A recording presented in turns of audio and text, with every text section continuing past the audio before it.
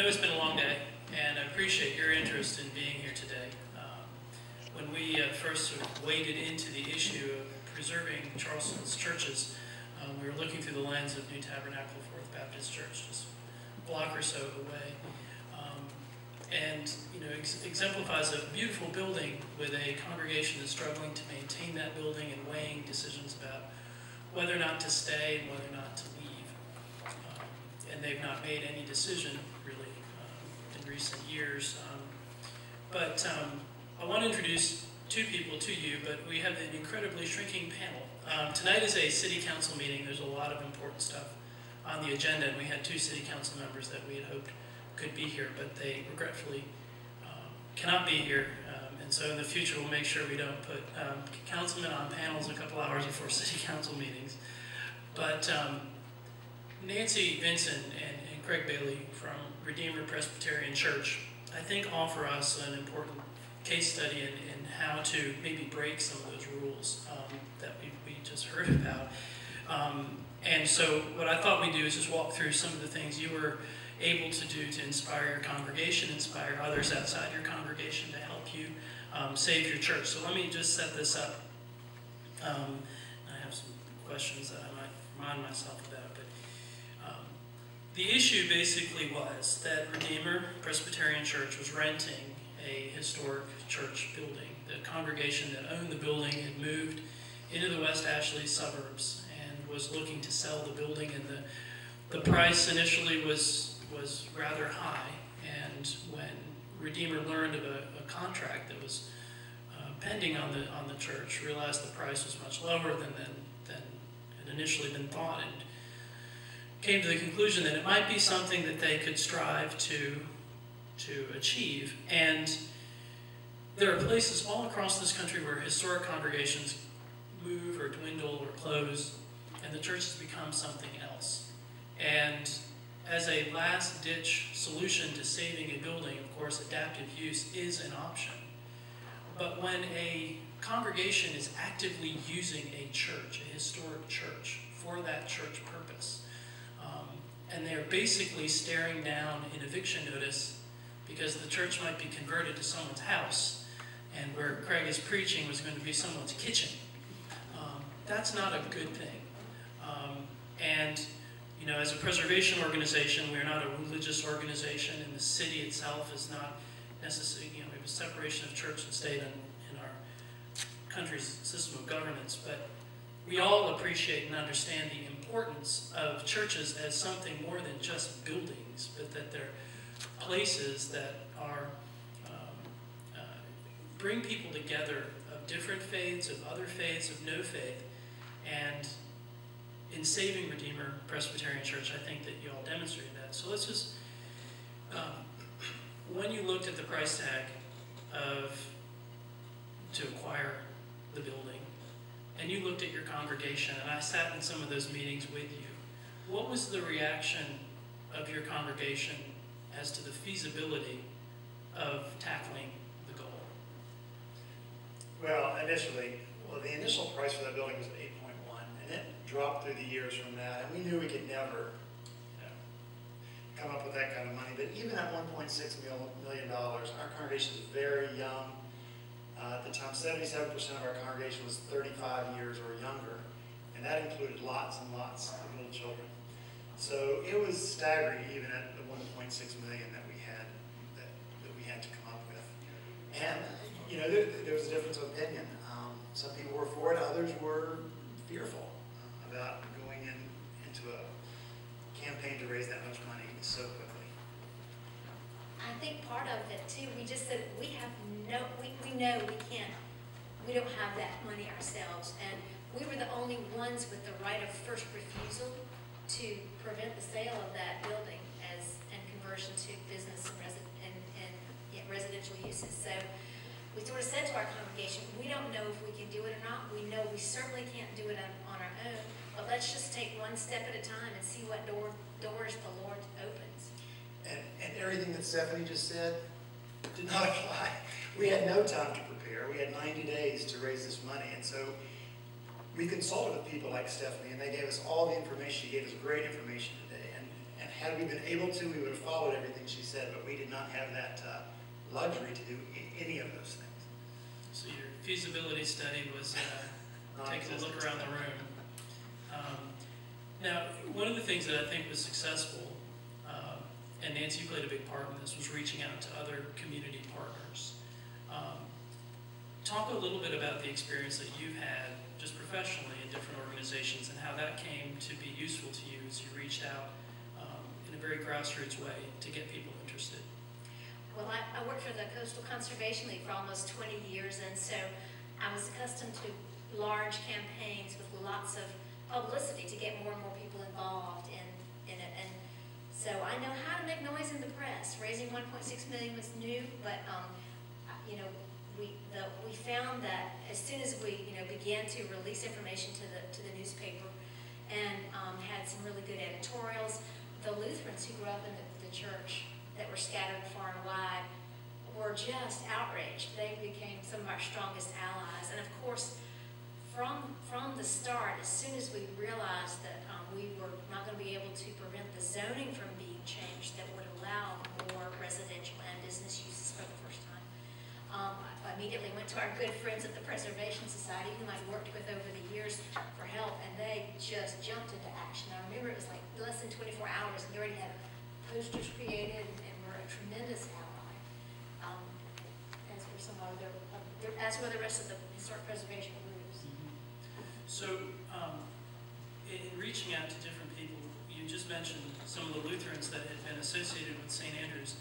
And I think this is an important lesson that almost every church or synagogue can take away.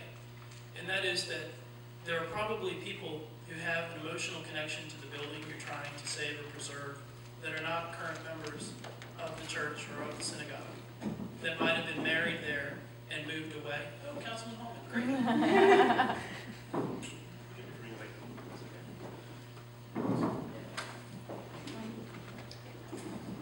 That people had moved away but had been married there, and some of those people were some of the most supportive, as you said. So look into the history of your church, of your synagogue. Look at people who have made a connection and reach out to them, and you'll find some contributions coming in because people care about those places. They want to be able to come back to Charleston if they moved away and visit the church, go in the building, and still appreciate, what it was.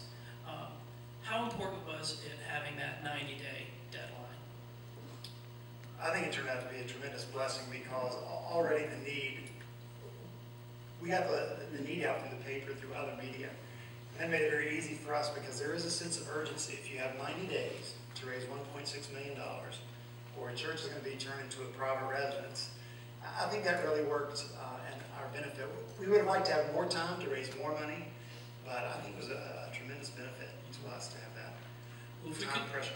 If we could step back a little bit, and Councilman Hallman, when you were sitting on City Council and the issue of the rezoning of the church to allow different uses came to the forefront, you really stepped out and said that something needed to be done to make sure that Redeemer could stay. What was it in your mind that made it so important to work to save this congregation and its home? Well, as a Christian, it struck me that I hated the idea of losing a church. As a citizen of Charleston, I recognized the role that a church plays in our social fabric, and as a city councilman, I recognize that there are 4 preconditions that need to be met in order to allow a zoning variance to happen. And we could debate 2 of them, but 2 of them were black and white and couldn't be debated. And when I brought that up to the planning department, they felt like it was a matter of interpretation, which you could argue about all laws. And if that's the case, then we're going to interpret this to not be appropriate. And that then allowed for the negotiation and the hard work to lead to the end result that we have today. Can I interject something right there? Because even then, when the zoning variance was first granted, we were outraged, I think all 3 of us, because as Councilman Hallman said, 2 of the issues are very clear. But Little did we know that that zoning change would work to our benefit, because after we were able to acquire the buildings just a couple of months ago, if you saw in the paper, we were able to enter a partnership with the land trust. And so we are now able to use a portion of that building we are renting to them for a certain amount of time. And that is enabling us to help sustain those buildings. So what enraged us ended up working to our benefit, because when they approached us about renting, we didn't have to go through the process of the zoning change and all that. It had already been done for us. So it ended up being a tremendous blessing for us. Well, and I think that brings up a great example of how a historic congregation can generate revenue through underutilized space. I mean, there are a lot of, Catherine Ferguson on our staff, when she first joined us, she was an intern, and she went out to the different churches in the historic 11th Ward, which is between Radcliffe and Mount Pleasant Street, Rutledge and King Streets, and talked to all kinds of churches and heard a lot of the issues that were being dealt with. And a lot of congregations, the issue is not necessarily with the historic sanctuary, but with some of the other buildings that they owned that might have been falling down, or they didn't have a use, or they didn't have parking to make use of it. But being able to make use of some of that underutilized space to generate some revenue, particularly when that use is compatible with the sort of nonprofit, community-oriented purposes of a church, makes sense. And Blake, in the task force that you've helped spearhead, are you looking at some of those zoning issues, and maybe talk a little bit about how we can make that more flexible for other churches on the peninsula and in the city? Well, that's really going to be a matter of the churches and the city working together as we listen to what works, what you need, what you don't need. I think the model we helped set up is the quintessential example of how business and the church can work together to coexist to make the church, with its potentially declining congregation for whatever reason, a workable business model. And I think that's what we're really talking about. How do we make the church, in times of declining membership in the congregation, still a viable working business model? And I think there are various ways to look at it, but leasing out part of the property is probably the best example. Is there another way for the property to be utilized other than selling it off? How can the property best be utilized to make it economically feasible?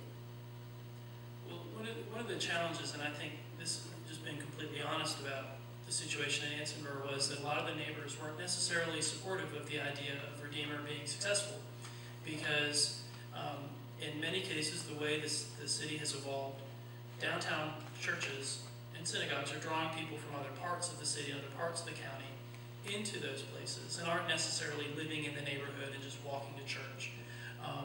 And there's a threat of too much traffic and parking and congestion, and not necessarily the same level of support we'd like to see with neighborhoods supporting the churches in their neighborhoods. And so in dealing with this issue on a neighborhood by neighborhood basis, there is going to have to be a recognition that many of the congregations that are struggling need to find a way to get more people into their buildings to make them work. It's not just a matter of renting out extra space, but getting people in. Talk about how you have been able to sustain your church's membership and bring people in a part of the city that really doesn't have a whole lot of obvious parking. There's parking decks. But talk about how this has also, maybe this campaign that you went through has strengthened your congregation and seen it grow. Well, we do have a small parking lot across the street, and we use the bank parking lot on Sunday, and there's another lot that we have access to, and there's a parking garage in the next block. So we're better than some people, I think, as far as parking is concerned. And it really did strengthen our I think, our congregation, because everybody had to, get involved in one way or another. I mean, it was a big deal. We had to ask all of our members to pledge before we really went outside to begin to approach individuals who, the Oprahs of Charleston, who we thought might give. So we, everybody's really bought in and is really excited about the church, and we have various committees that are dealing with various, responsibilities of ownership and the business portion. And I think it's, and we began to grow. When all this started, we only had 2 older couples forever, and the rest were much younger people. And when all this started, we began to get some older couples in. So we have a lot more diversity. And add to that, I want to point out, I've heard the concern from the neighborhood as well at city council meeting that a apartment complex would generate less traffic than would an active church congregation. There's no doubt about that, but we have to, my response to that has always been, let's talk about balance. What's the best balance of what's good for the neighborhood and the city and the church? And an active church, by almost any definition, and from the good that it does, is the best fit for the city. So we have to balance what's good for the neighborhood with what's good for the city and the church as well. And there are going to be issues. There's no way around it. But we have to take into all factors when we make a decision. And I think this was the quintessential win-win, without a doubt. But I don't think you'll ever make every group totally happy. Yeah, I just say something about that. As far as our church is concerned, it kind of reinforced what our reason for being downtown was in the first place. We intentionally looked for space downtown. 5 years. We had been in the building 5 years before we purchased it. And to us, the face of our faith is outward. You know, we are to go into the world, and too often churches, you know, we dwell behind locked fences and locked doors. And we send out the message to the community, you know, don't enter here, you're not welcome. Sunday morning, we kind of let down the drawbridge, and people come in, and then they go out. But for us, it was an opportunity to really try to be a blessing or benefit to the community by being there. And I think if churches, if we had more the idea that we are to serve instead of being served, that goes a long way. And so we open up our building when we can to different activities. We had tutoring for elementary there. We opened it for Stiletto. We have different recitals and concerts. Alcoholics Anonymous, Adult Church of Alcoholics. We just try to use the building so that the community can see, you know, we are for them. And I think that alleviates sometimes some of the negativity toward churches that too often are perceived as in and of themselves and don't really have enough of an outward focus. In many cases, and we heard a lot about parking being an issue in other places, and you've been able to patchwork together a solution. Other cases, parking may not be used at all that a church might have, and I know some churches are leasing some of that space out for needed parking downtown during off hours because the church is not always packed with people all week long. So there are opportunities in that. But I think it's another important thing to emphasize is, and this is something that Partners for Sacred Places talks about as part of their assistance to churches in fundraising, is to communicate to the community all the things that your congregation does apart from the worship service, but all the community services that you're providing, whether it's a space for Alcoholics Anonymous or helping with the local food kitchen or all those other things that a congregation does to support the wider community that's not just dealing with their own individual spiritual needs of the members of the congregation, but this wider community need. And for us, when we got involved with Redeemer, we felt that that was an important, something very important to communicate. That the reason why it's so important to have historic churches downtown is not just because of what they look like, because they're churches and we want to have churches inside, church congregations inside them, but that to make and preserve the livability of Charleston as a historic city where people want to live, there are always going to be people in the community that have needs that cannot be met by their own abilities, whether it's a need for food or psychological help or spiritual help, and having those options in the community and having people out there doing those types of things in the city makes the city better. And they have to have a place to do that kind of work. And if every congregation is forced out because of dwindling numbers and not enough support to help them stay in those places, we felt as an organization that we would be failing in our mission, in which we talk a lot about quality of life as an essential part of our mission, that we would be failing if we didn't lend support in the Holy City to a church like Redeemer. And I think y'all did a good job of communicating that to people, and you've also provided a home for us for a number of our programs as well, which has been wonderful. Blake, if you could talk a little bit about where you see your task force going, and what are some of the things that you would like to accomplish as a city council member to help sustain this movement to be able to make sure that our historic congregations can stay downtown? I'd like to see, first of all, I want to have the task force walk into the meetings with an open ear and really receive input from the church community. What is it that we can do better? How can we legislate support? I think that's really the best way to look at it. The city, from what I've seen, is really looking for ways to support the churches, but need to do it as cost effectively as possible. Having multi-use zoning is a great way to do that, allowing churches to be used for multiple purposes. That in itself is going to, as y'all have shown, is a great benefit. So I see that group as really one that I'd like to see that walks into the relationship is one with an open ear. That we're going to look for guidance. What can we do to help us if we're willing to help craft ordinances to support you? Would this be to your benefit? And from then we move on. Talking about stewardship, one of the questions people had, and you faced this when you were going through your campaign, was, all right, so you come up with the money to buy the church. You're not going to have any money to maintain the church. And I mean, what you've been able to do with the building and the parish hall has disproven those sort of predictions. Talk a little bit about your stewardship of the historic sanctuary and the parish hall. What you've been able to achieve. Well, when Blake successfully negotiated us to allow us 90 days to raise the money, we talked to 2 different fundraisers, tried to hire them, they wouldn't touch us. And we got lots of great advice for them, to raise the money.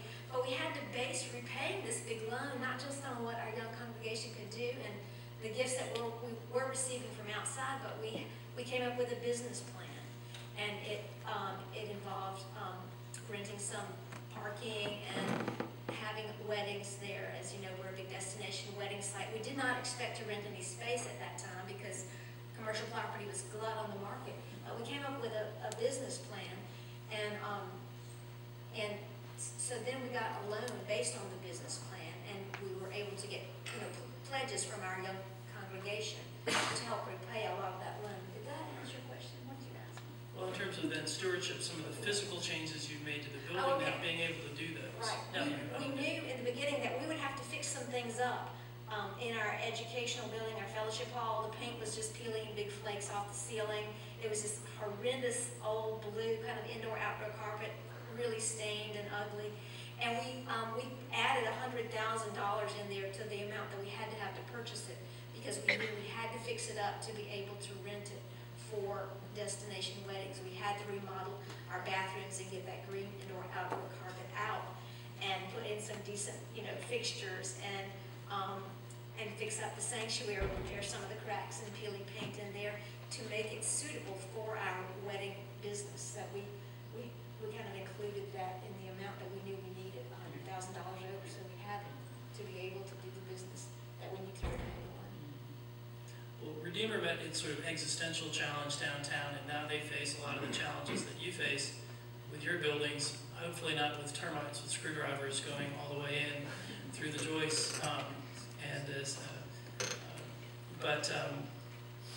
As an owner of a church building, a congregation feels a lot more vested in that building and getting volunteer labor to come and help. And as you were mentioning earlier to me, you're having a cleanup day on Saturday, and just being good stewards of those historic buildings in the neighborhood, I think, is a benefit to the Ansonboro neighborhood and for all of us that dwell downtown. I know that it's been a long day, but if you want to ask any questions of Councilman Hallman or of Nancy or Craig, we'll open the floor. Yes. I guess it's a kind of question observation, which is I'm listening to this great success story, but I wonder what it would have been like, and whether you all maybe had any involvement 5 years before that, when the Lutheran Church felt, I can't keep it up anymore, my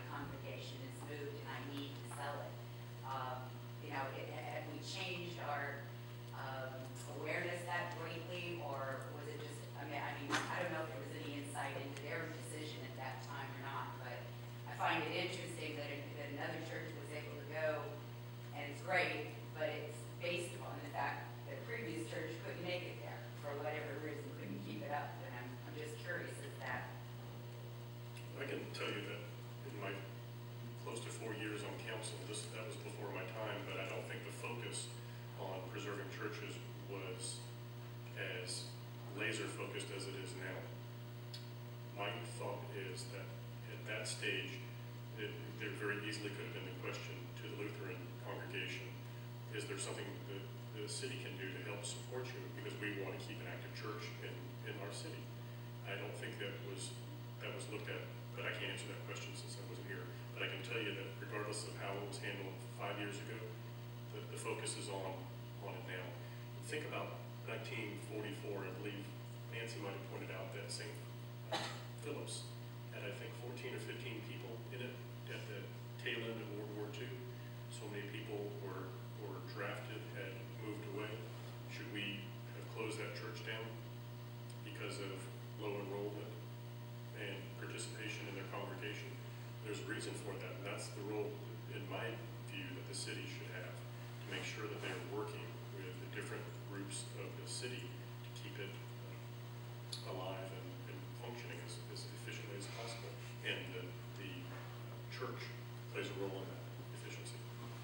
I'll say this as well. You know, churches have to work to do their part as well. For instance, there are new churches being planted all the time that need facilities. And sometimes the zoning has caused churches, and I mean, all of us like money, and they see an opportunity to make multiple millions of dollars, and that's appealing to people. So we have to help each other and say, you know what, our time here is done. You know, we had a great history here. We did important things for the city over the course of 150 years. Now we're going to pass it on to someone who can do something for the next 50 or 75 years.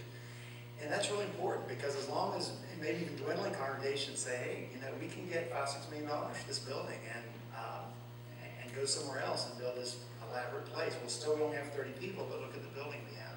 So we have to work together as well. You know, that's all. And I'm very pleased that the city is really looking at zoning that can help churches stay there. But also, I mean, congregations do dwindle. You know, almost every church on the peninsula was one denomination, and that faded, and they became another and another. And if the prices are going to be allowed to be jacked up so that it's attractive to, so that it can be used for residential or business uses instead of zoning that keeps it a church, so that another church can be able to afford to come in and buy it at the price of that a church should be, it's going to be a real problem. We're just going to lose them, you know, one at a time over the decades if we don't have good and appropriate zoning that supports church and historical use. Because our congregation, for instance, our sanctuary seats about 350 people. So the original asking price was $8.1 million for the property that we're in. We could have filled that to capacity 2 services Saturday night and 3 on Sunday morning, and still would not have been able to come anywhere near $8.1 million. You can't have a 350-seat sanctuary and raise that kind of money. So the zoning is really key for both sides. For churches to say, look, we're not going to be able to sell this for $8.1 million. And also, as Nancy was saying, for developers who the price is set for their benefit. And this really was a unique scenario, hopefully unique, in that there was an active congregation in the church that was owned by another church which wanted to sell it. And our concern was the active congregation that was doing good work in the city of Charleston.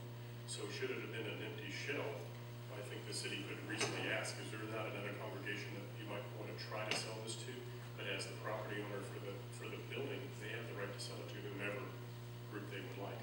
This was just unique because of the active congregation in the church at the time. I think if you look back at the history of Charleston, you'll find that many historic religious structures have had a whole sequence of different users, that they have been sold from one congregation to another over time, and the church on Wentworth Street is an example of that.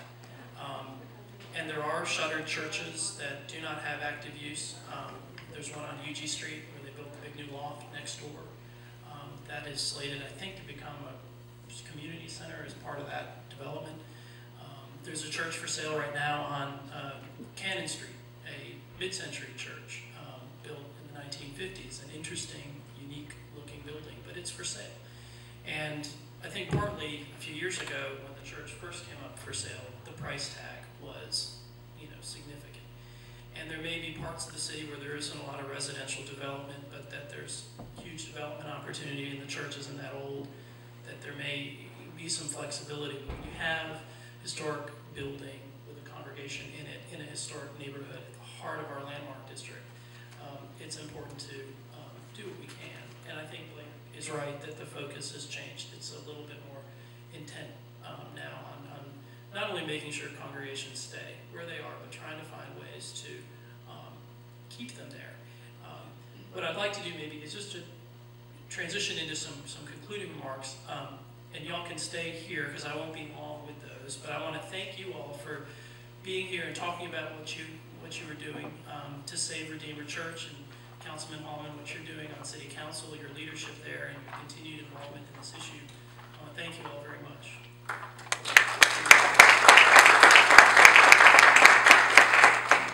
And let me just conclude with some thoughts and a couple of examples from elsewhere. You've heard the mayor in his introductory remarks, and I've said a few things, but our churches are so much more than just buildings. And as preservationists, as people interested in architecture, that's the approach that I come from. We tend to think of buildings as typologies, churches, corner stores, sweet shops, single houses, but churches are more than just a typology. And, and Dennis Dowd talked about in the VAR presentation about how buildings in the 1970s in Charleston were rated 1 through 5. I don't personally believe in rating systems. I think they're subjective and not terribly effective. And for every one of you who may have a congregation housed in a building that's a category 3, to you, that's a category 1 building. It's your church, it's your synagogue, it's the only one you have, it's the most important one you have, and it's a number 1. So in my mind, all of our historic buildings are category 1. It's just a matter of finding a way to make sure that we can preserve them. And there, in Boston, in the 19th century, there were a couple of early preservation efforts that revolved around churches. One of them was the Brattle Street Church, which was home to both Presidents Adams and others. And the neighborhood around the church in the 1860s changed from a residential neighborhood to a commercial neighborhood. And so they decided that they would relocate to a new building in a more fashionable neighborhood where they thought they would be able to grow their membership.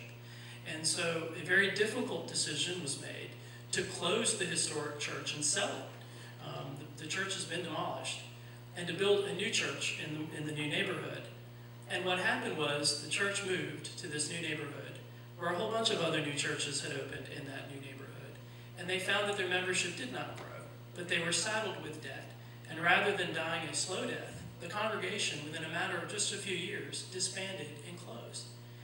And they were filled with a sense of sadness and loss that their historic building not only did not exist, but their congregation did not exist. And so the sort of lesson from that was when the Old South Church was slated for demolition. The people of Boston rallied around it because they knew that in a changing society, when you lose landmarks like churches, spiritual landmarks, architectural landmarks, historic landmarks, you become disoriented. And when change is happening all around us and we no longer can remember where we are because the buildings aren't the way they used to be, there's a sense of loss and sadness that comes from that. And one of the, in this campaign to save Old South Church, one critic of the campaign said, well, the church is ugly. And a supporter of the campaign said, I should be ashamed to know whether it is ugly or handsome. Does a man love his mother because she is handsome? And I think it's an important point that goes back to this whole idea of a rating system. Timber frame churches that in many cases I think, harken back to the simplicity of the origins of Christianity and early religion as a very simple place. And it's important to recognize the importance of those types of simple places, as well as the more beautiful and more aesthetically complicated buildings which represent great artistic achievement and investment in our community. So I think it's important that we come together as a community, continue to have this discussion about how we can work together as different congregations of different faiths, of people of no faith, to preserve the structures and make sure that we can keep people in those buildings. One thing I would love for us to be able to do at Preservation Society is to develop a permanent fund from which we could make grants to historic structures to be able to help with the termite repairs, the foundation repairs, the sort of nuts and bolts preservation issues that there really isn't a lot of money out there to do. We've talked to some people at different organizations that have successful programs, but it's going to take pulling together some resources to make that possible. And I think that where some of the smaller congregations out there may feel lost, banding together to help raise some money for a fund, a Holy City Fund, that over time can grow and give grants out to smaller congregations that need that matching money, can be a really powerful thing. And it would be something uniquely Charleston, and I think it would help go a long way toward making sure that our Holy City remains so. So I thank you all very much for your time. I also want to point out that this would not be possible if it were not for Robert Gurley and Aurora Harris, who checked you all in, and Catherine Ferguson. I don't think she's in the room. Oh, there she is. She's in the back. And our intern, Tim, who's been helping out today as well. Thank you all, and please, good luck with your preserving your historic places of worship.